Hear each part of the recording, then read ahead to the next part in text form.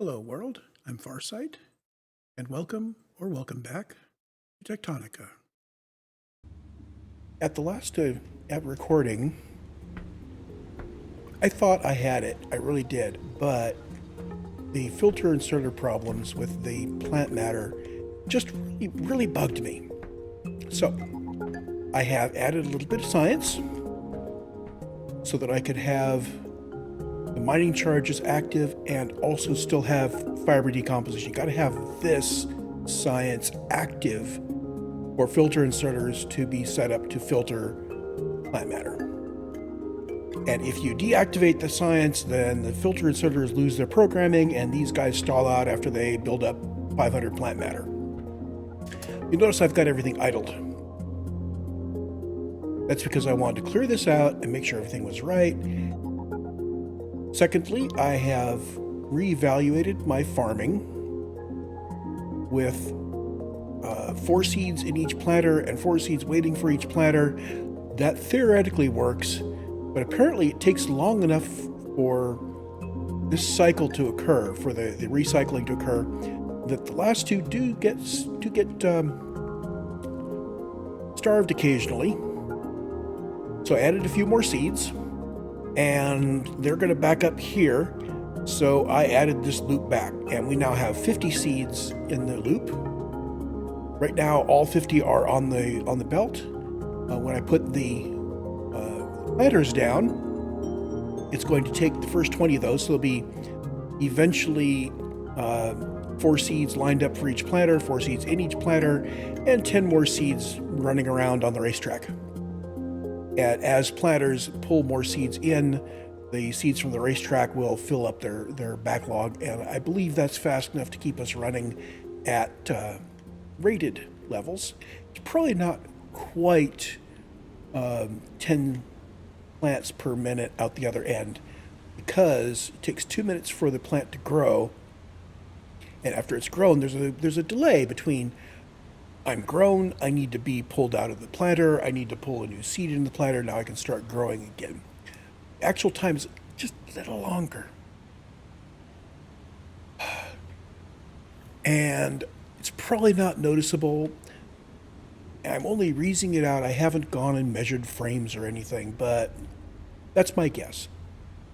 So if I keep extra seeds in here, at least keep those 5 planters going as fast as they can go. And if they're not hitting their rate, their max rate, it just means that this thresher will occasionally not be running at rated values, and maybe these guys will be running just a tinch slow, and maybe we'll get just a tinch less of our outputs. I'm okay with that. And the same thing for the layout down here for Kindlevine. It's exactly the same layout. Currently, we have no power. I'm going to put our planters back in, and I believe the inserters will start feeding seeds in immediately. But I also believe that they're not going to start... Oh, they are starting to grow already. How about that? So you don't actually require power for the planter to be growing the seeds. Either that or... Oh. Okay, so I heard power go out. What I heard was everybody was done with what they're doing, and some of my generators were done, not all of them. Or perhaps there was power in the alternators. Anyway, we did have some charge left, and when I put those machines down, probably what I heard was the fact that all of my machines were off. We were no longer drawing any power. But we're back up and running now. Below we have Kindlevine, and above we have Shiverthorn. We are threshing, so below we're going to be getting Shiverthorn extract, and above we're going to be getting, well, let's take a look. What are our actual products here? We've got the Shiverthorn extract and the fiber. This is what we'll be making into plant matter frames shortly when we get assemblers going.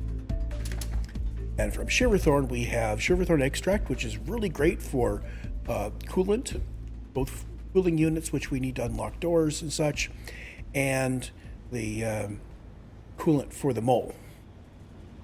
The main thing, however, for this top one I'm using right now, it also turns out plant matter. It's going to turn out 120 plant matter per minute here. I'm setting that down below. I have a box full of fuel, so any holes that occur in this belt will be filled in from here. Now, by preference, we will use the fuel coming down the belt. So if we've got more fuel coming down this belt than we're using, there'll be no holes in the belt, and we won't be drawing from the box. And I'm using the box to get rid of the last bits of Kindle vine stems because I didn't really need to have those stockpiled. I ran a bunch of them through the Kindle vine threshers, and I finally got bored because there was 1,000 left to go, and it was going to take a while. So here we are. We're sending those down to be burned, and we're getting back iron and copper ingots. We're not getting back a whole lot of copper, though. Let's go check the health of our mines.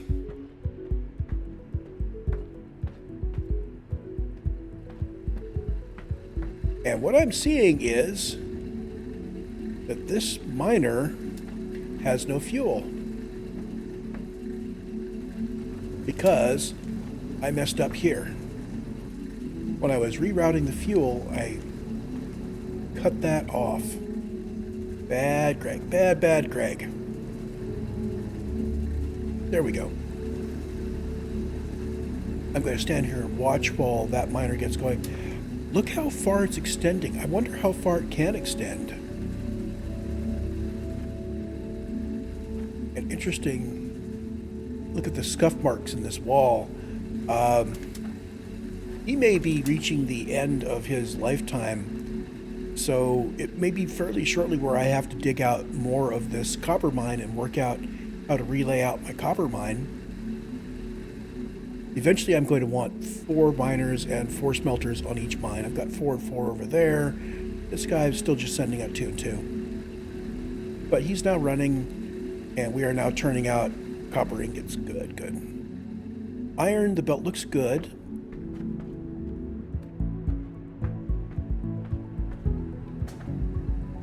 And I'm seeing the smelters blink on and off, which tells me that we are smelting slightly faster than we're mining, and we are also being picked up. Notice we've already got the sticks down here. These Kindle vine stems are good fuel, and we'll be switching back to normal plant matter once that chunk of Kindle vine stems is done. Now we can return to what we were planning to do before I realized that I was totally frustrated by my filter inserters not being programmable for plant matter. Oh, and I set this up. I think I set this up. Yeah, I had this before we stopped the last recording. So we've got our iron stockpile and our copper stockpile. They're doing just fine. I've moved all of our base building materials back here, keeping power floors and stairs and lamps, but the rest of it I'm leaving here. I'm not one for doing fancy up stuff on the base. I will have to look into that. Ooh, look at that. Haha. Guess who forgot to turn an inserter around? So this is the mechanism I use to put my 50 seeds in the box, or in the belt. Don't need that anymore. So this planter is going to be running behind. That's fine. Nobody else looks like they've got stuff ready to harvest. So, moral of that is, walk through your factories periodically, kids. We need to come back and look at this and make sure everybody's running. You kind of mouse over them, you say, is it doing its job? Has it got inputs? Is it stacking up? Are my outputs clogged? And the answer to that is, yeah, it appears my outputs are a bit clogged. Because, oh, look at this. My plant matter output is not being consumed as fast as it should be. That's okay. What'll happen is plant matter is really my primary output that I need from this guy. So if plant matter isn't being consumed, it will back up and it will throttle these guys. These guys will not consume their inputs, which will mean this guy will back up, which means it won't consume its inputs. So this is normal back pressure for we've got all the capacity we need.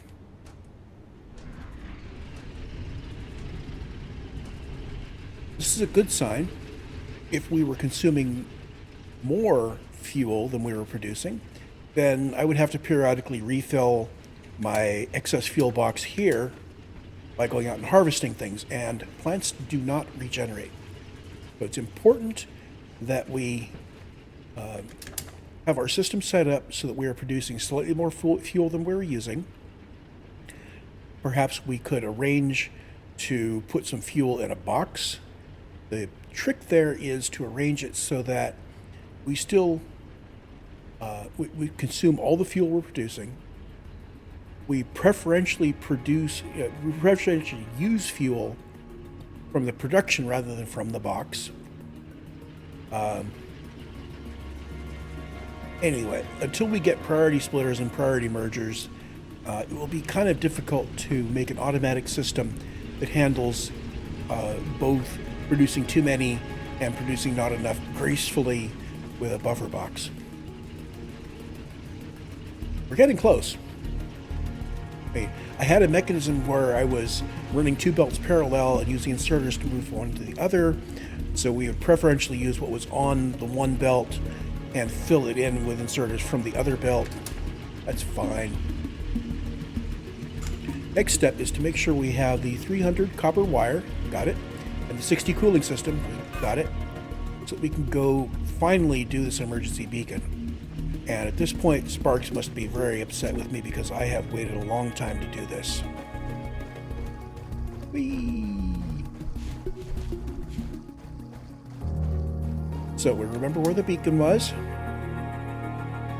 Up here, inside here, where we haven't really, started harvesting yet. We've got another copper there. We've got this stuff. What is this? Yeah, this is the alien thing. And I'm going to see if I can tune my resource guy. There we go. So we now have our Omni Seeker set so that it can find... Oh, it doesn't trigger on this. It's triggering on something small in there. We're going to come back to this. Something strange about this guy. I know we can explode it, but what is the Omni Seeker seeing in there if it's not reacting to the green rock? Facility access door unavailable. Refer to display panel for self-repair requirements. So it wants cooling systems and copper wire. There we go. Let's repair it. Lots of memories rushing back. For a moment, I thought they were distorted, but now I realized it was something else. This place is sideways. Literally.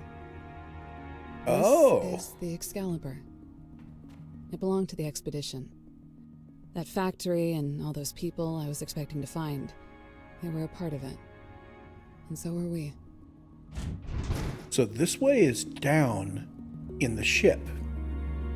And this is a stairway leading up to that door that we came in, which is now pointed up instead of pointed, well, horizontally.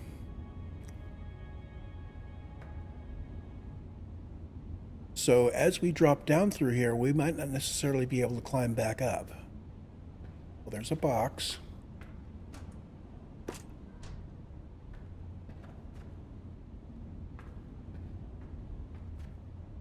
What do we have here?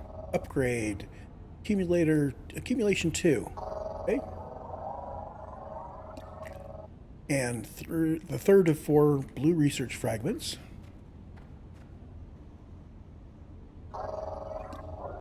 And Mole F-77 Flatten Tech.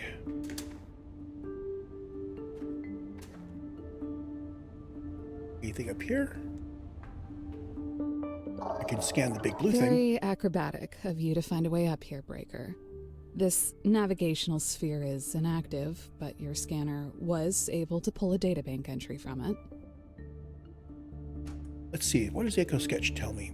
There's that box we've already looted. Nothing else really showing on the Echo Sketch, but apparently this keeps on going down.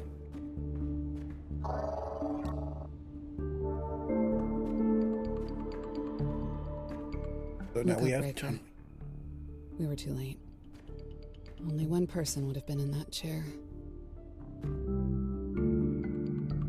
And below the chair, a green cube. I bet this is another NPC. This is Colonel Stefan Wagner. Your suit is failing to transmit a signature. Identify yourself. Paladin? Sir, you're alive! In much the same way that you are, it would seem. It is a strange thing to be a witness to your own lifeless body. I was unlucky enough to end up next to mine too, but yeah. I'm not sure what we are now, but I know somehow that I am still myself. I am conscious, I am choosing these words. My experience of this loss is emotional.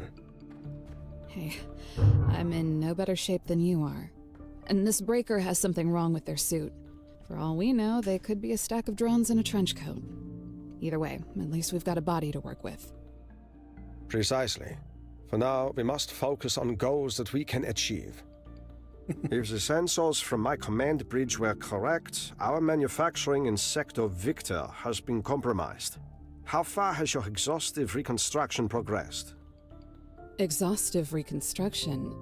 Sir, it's the entire sector. My apologies, Sergeant. I did not realize you had more pressing commitments. We're rebuilding, sir, but mostly to focus on recovering signals for search and rescue. We can't reach command, we don't have orders, and for all we know, every sector could be exactly like this one. Gone.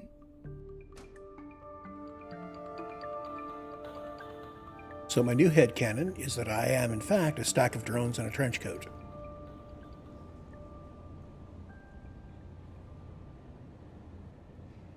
Sergeant, your unit could go for months without direction from the surface. That's what deep reconnaissance is about. That's why we chose you to lead it. The resources we came here to harvest, refine, and bring home to Earth are still needed. There is no hardship we can face that does not pale in comparison to the strife that will be visited upon humanity if we fail. Until we learn otherwise, our mission to industrialize this world remains. And rest assured that we will rescue everyone we can to help us accomplish it. But we will accomplish it. From here, I'm going to ignore these little dots over there. We're going to dig to those eventually. But short term, from this tunnel, I need to head... I understand. This way. Either way, up. sir. We're going to give it everything we've got. Good. Now let us find our friends.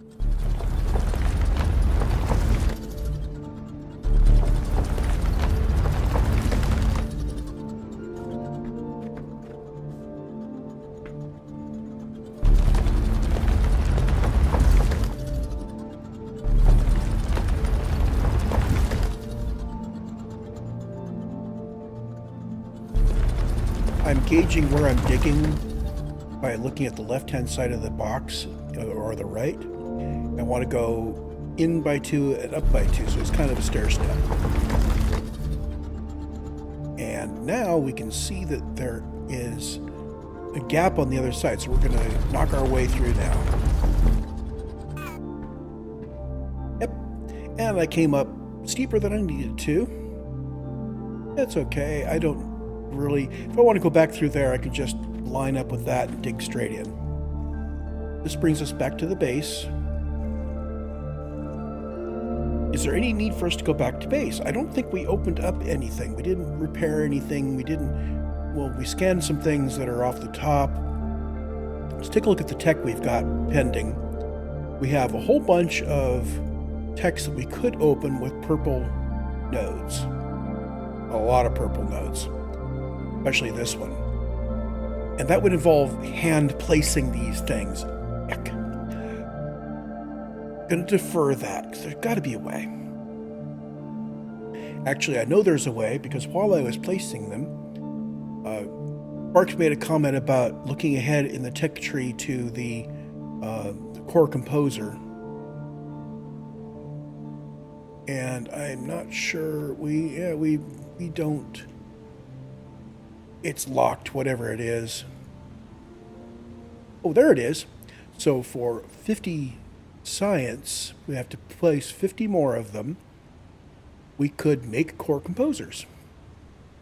Okay. Well, that's good. I may simply roll science out of a bunch of things so I can make one. Let's continue onward, though, with scanning onto HA. I don't think there's anything else we could do. Getting down into the Excalibur gave us a lot of backstory, and we now have Paladin with us. We're headed up to HA, and if I look at my map, it's a ways forward. It looks like it's that green craft there. So we're going to head up the stream and take the left fork. And this guy is too low for us to get under.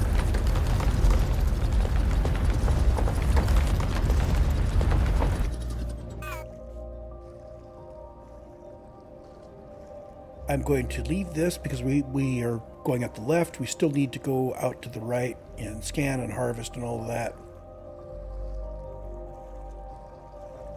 And this is an assembler fragment, so we're off to the races. We need a second one, and there's the second one. Task inbound. Assembler. Power with electricity to produce items in multiplied quantities. In other words, even though you can handcraft anything, assemblers will make 2 of them in the same time it takes your portable tool to make 1. And we can build 1,000 assemblers, but nobody could ever build another you. I have heard that the assemblers aren't actually twice as fast initially. The sooner you scan these water wheels, the closer you'll be to never having to turn a crank generator again. We should check out that office, too. As I was saying, what I have heard from other people is that when you first build assemblers, they aren't actually twice as fast. However, they do produce twice as much output for the same input. So they are twice as efficient. So you still have really good reason to build them.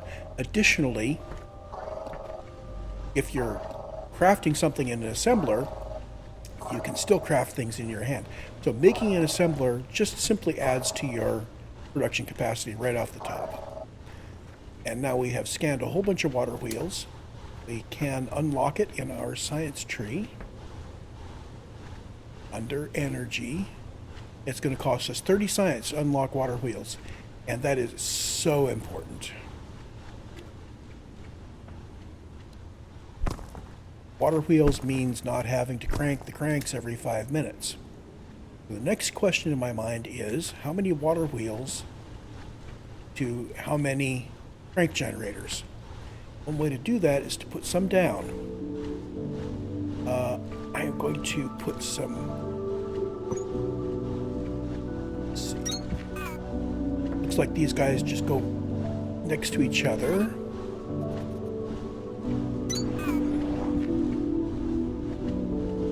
So let's take a look at this. Mouse over it, it says torque generated 100 Newton meters. And this uses 40. So it means 4 of these can power 10 of those. Well, that's great.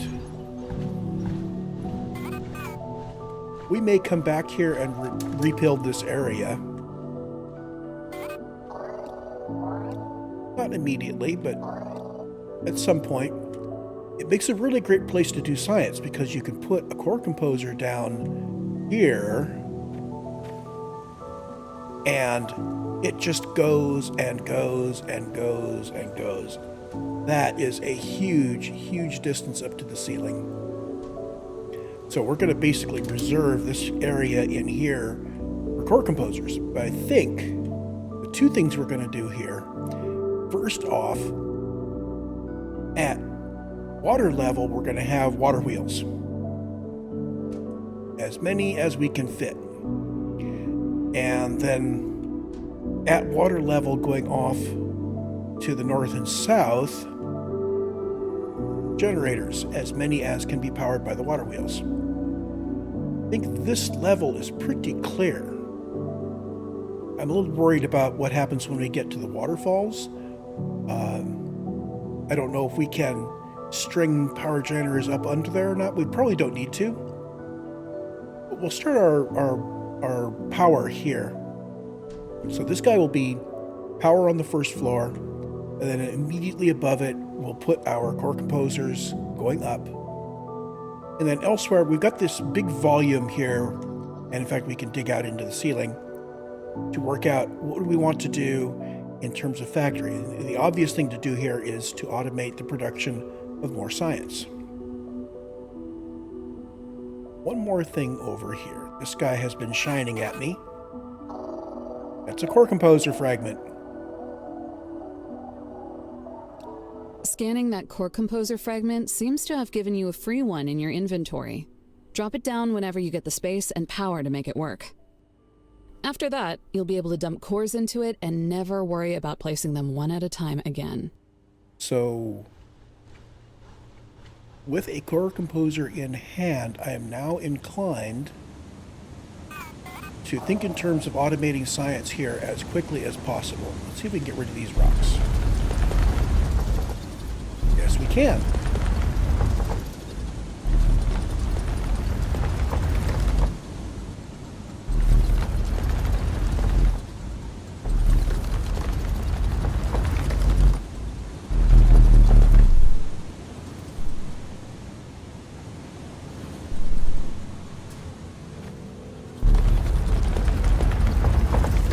That one took some fiddling around to find a place we could hit it with our zap gun.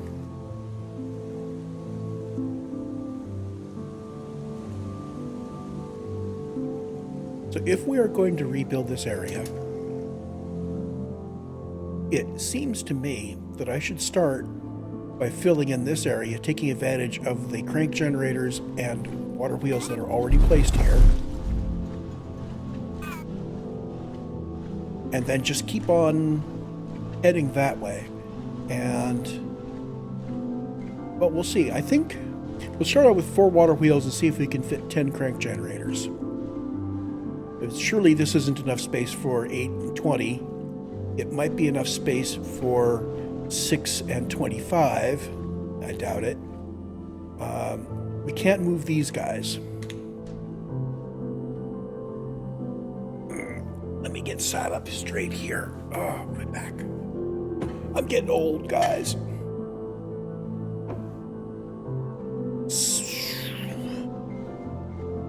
Oh, we haven't visited the office yet. Looks kind of run down in there.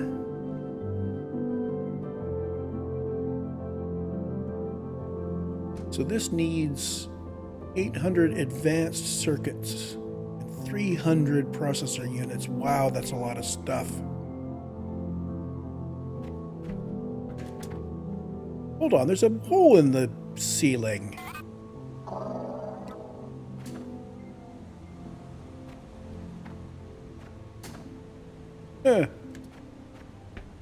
I like the way you think, Breaker. Why fix a door when the ceiling is wide open? If this rock had fallen on the facility from above, the protection zone around the structure would have held it in place until it could either be pushed away or drilled apart.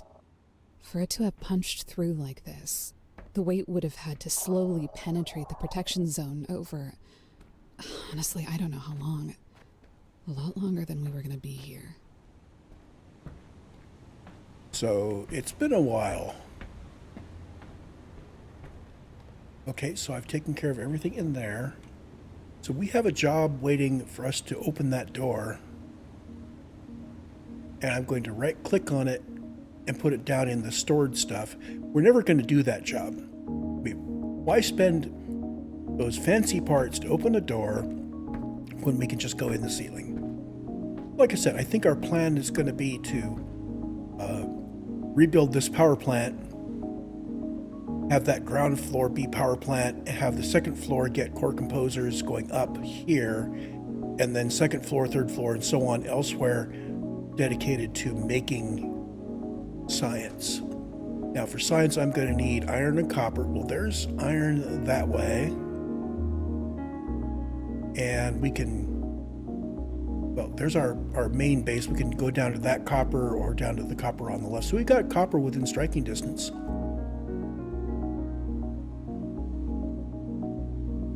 We'll eventually go dig to that. Those single blobs that are off in the dark there, I will chase after them eventually, but I want to get some digging speed going and so on, and not have anything more pressing going on when I do it. What's our next task? Let's see. Repairing Victor is going to take a bunch of Atlantum ore. Well, we know we can get hold of that. We got some. When we blew up the Atlantum to get into the Excalibur, we got some. So I could go drop charges on that green stuff and we can get the Atlantum ore. But they need 900 iron, 900 copper, and 900 processor units, which means we need to automate production of processors. I am not going to hand build again. I should have done it before. I should not have hand built those frames. We still have tasks to automate production of frames and to automate processor units. We're going to turn those on. I think I'm going to focus on those as my short-term tasks. We still need to, when we've automated some frames, it's going to open up PTX, which is Production Terminal X-Ray, which is the base building stuff.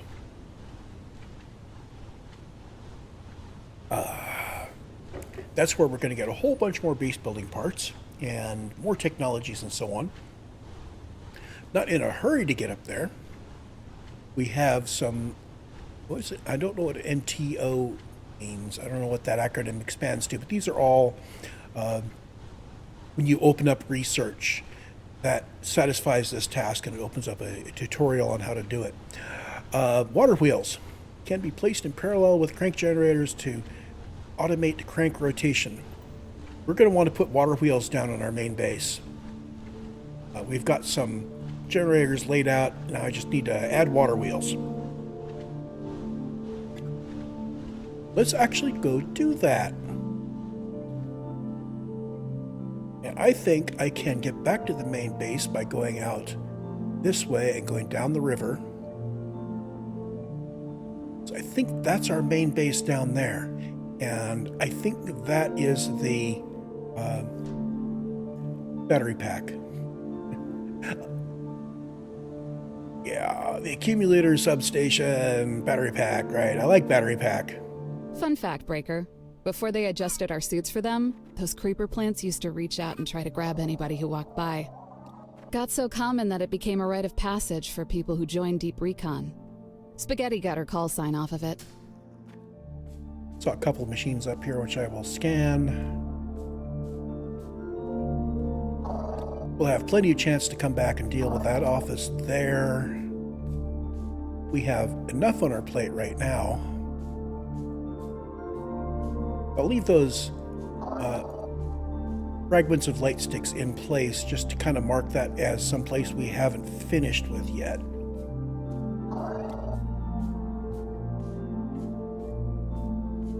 Yes, I missed one.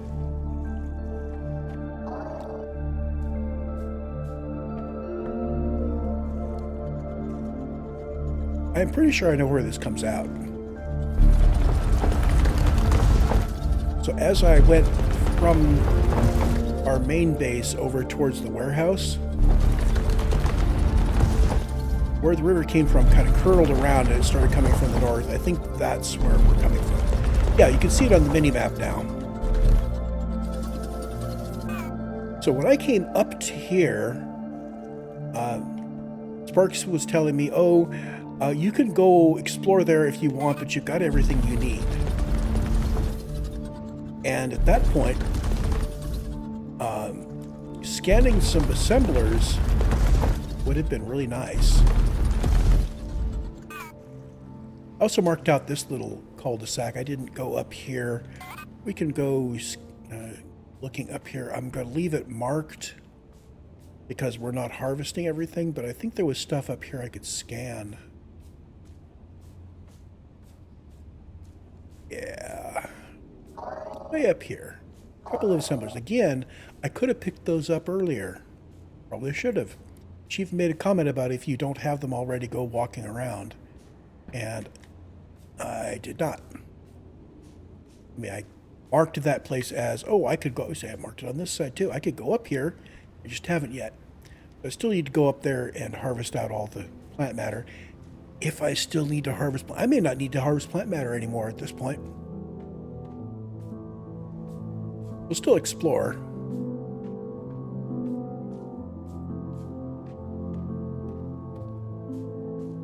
So here's where I dug into, around here.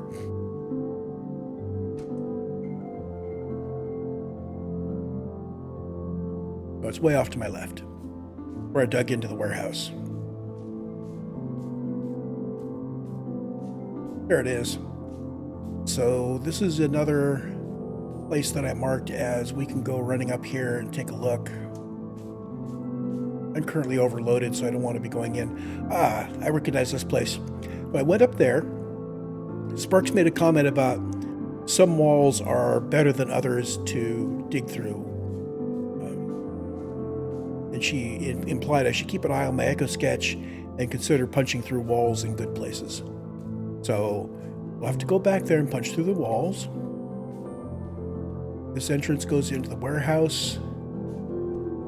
And there's still a bunch of plants back there I haven't harvested. In this case, it's not so much plant matter as there's a bunch of shiverthorn back there that I can harvest for more shiverthorn seeds if I don't have enough seeds to run enough shiverthorn farms in the future. I think I've got enough seeds to run 3 of them? 2 or 3.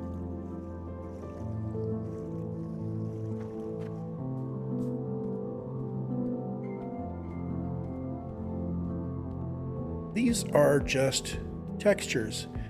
It's kind of unfortunate because it makes me want to dig here.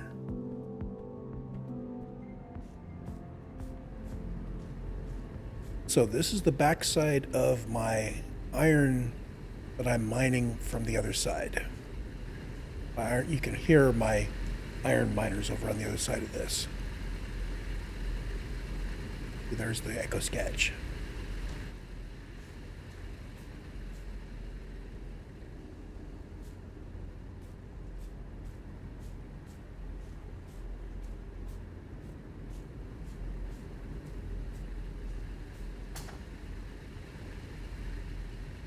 Now I have a core composer.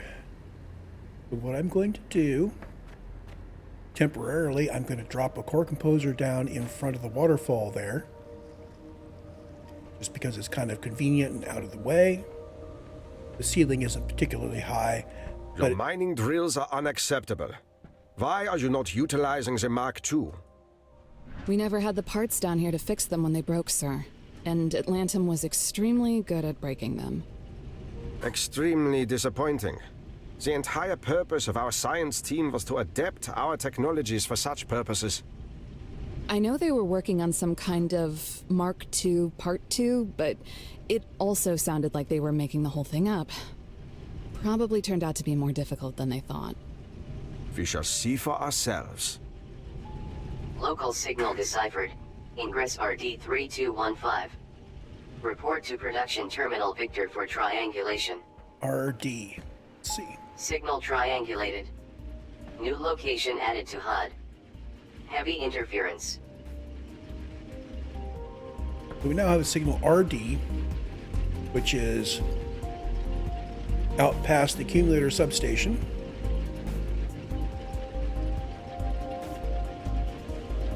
And I mentioned putting my core composers over there, but this is valuable water real estate where I can put power.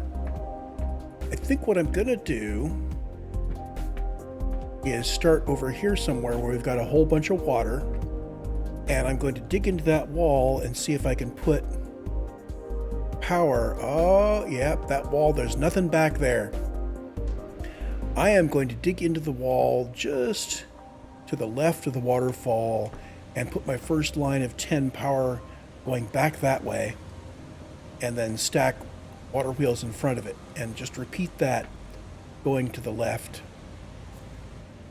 I'm going to have to make water wheels. I'm going to have to put my core composer down somewhere. I can put the core composer down in front of the waterfall at a height that is above here. And I think I'm just going to take this base height. So at this height, right here, this is going to mark my walkway over to the core composer.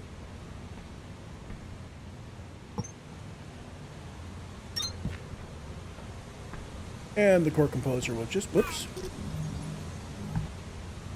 just go right through. That cuts through the, whoops, cuts through the walkway. That's fine. I'm going to do, core composers take 12 and 3 in between, so 27 total.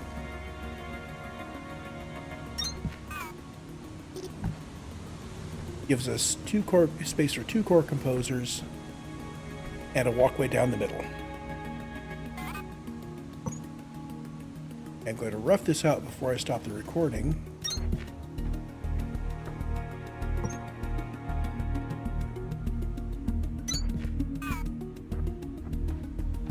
Just like that. I'm doing space for 2 core composers because we're probably going to fill one up to the ceiling and then just either, I think we can move the core composer without losing the placed cores. That gives us our Kirby cores thing. And now I'm going to call this an episode. And when we come back, I will have set up the core composer there and moved all of our science into the core composer, or at least got it moving into the core composer. Maybe unlocked some science, maybe started building my power plant here. What I want to do is at least these 30, which means I'm going to need 8. I'll start off, I'll see if I can build 20 water wheels. Maybe not get them in place, but I'll see how many I can get in place. I need to minimum get 8 across, so this may be, well, how many ever I can get right next to the water. There's protected space here. There's stuff we can't dig. So as soon as I get a space I can dig, I'm going to head straight back at water level. And I'll keep going until I've got enough space for water, for hand cranks that can be fed by enough space for water wheels here. And in fact, I am going to park myself on this corner, and I'm going to aim myself right through that light. And when we come back, I will see if I can be pointed at the same place. So end of one video, start of another. We'll see in a flash what happens. So until I get back, you go have a good time. See you later.